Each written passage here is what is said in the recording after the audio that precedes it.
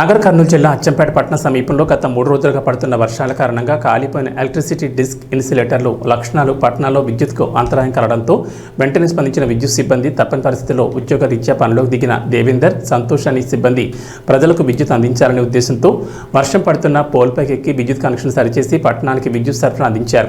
వీరు చేసిన పనితీరుపై పట్టణ ప్రజలు, అధికారులు ప్రశంసలు కురిపిస్తున్నారు. నెటిజన్లు ప్రజలకు వెలుగును అందించాలంటే మేము ఇలాంటి పనులు చేయాల్సింది అంటున్నారు విద్యుత్ సిబ్బంది.